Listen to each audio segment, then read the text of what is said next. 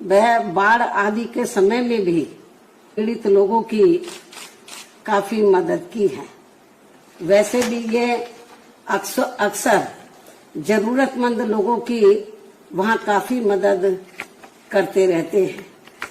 और मदद भी केवल इन्होंने यहाँ अकेले अपने खुद के समाज के लोगों की ही नहीं की है, बल्कि दलगत राजनीति से ऊपर उठकर वह मानवता एवं इंसानियत के नाते यहाँ सभी वर्गों व धर्मों के मानने वाले लोगों की अपने सामर्थ्य के हिसाब से हर स्तर पर पूरी मदद की है। जबकि दूसरी पार्टियों के उम्मीदवार ऐसे समय में हमें कहीं भी यहाँ नजर नहीं आते हैं। इसके साथ ही बीएसपी का अकेला एक ऐसा हमारा ये उम्मीदवार है जो अधिकांश आपके बीच में ही रहता है, यानी कि आजमगढ़ जनता के बीच में ही रहता है। और ना ही व्यक्तित्व भी बहुत अच्छा है और ना ही किसी के लिए दूसरी पार्टियों की तरह ना ही किसी के लिए अभद्र भाषा का भी इस्तेमाल करता है। ऐसे व्यक्तित्व को हमने यहाँ की आम जनता की चाहत व उनके हितों को भी ध्यान में रखकर अपना प्रत्याशी बनाया है। वैसे यूपी विधानसभा आम चुनाव के बाद ये पहला मौका है जब बीएसपी यहाँ ये उपचुनाव लड़ रही है। आजमगढ़ लोकसभा की सीट पर यहाँ ये उपचुनाव लड़ रही है।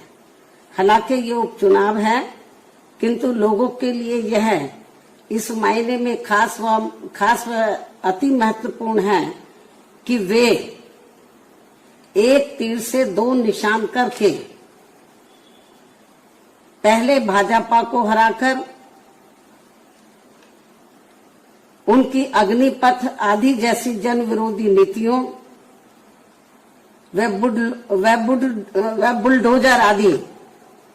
बुलडोजर आदि वाली अहंकारी कार्यशैली का सबक सिखा सकते हैं। मैं इस बात को फिर रिपीट करती हूँ, हालांकि ये उपचुनाव है, किंतु लोगों के लिए यह इस मायने में खास व महत्वपूर्ण है कि वह एक तीर से दो शिकार करके पहले भाजपा को हराकर उसकी अग्निपथ आदि जैसी जन विरोधी नीतियों व बुलडोजर वाली अहंकारी कार्यशैली का सबक सिखा सकते हैं।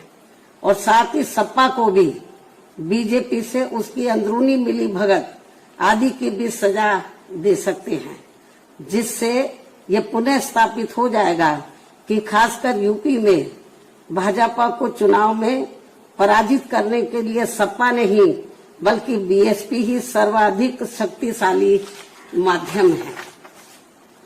हालांकि ये भी जग जाहिर है कि भाजपा व सपा एक ही थैली के चट्टे बट्टे हैं तथा ये दोनों हमेशा एक दूसरे के पूरक ही रहे हैं। साथ ही इन दोनों पार्टियों की नीति व कार्यशैली एक दूसरे को अंदर राजनीतिक तौर पर मदद व मजबूत बनाने की ही रही है, जिसके एक नहीं बल्कि अनेकों उदाहरण लोगों के सामने मौजूद हैं, जिसका खामियाजा औरों से कहीं अधिक यहाँ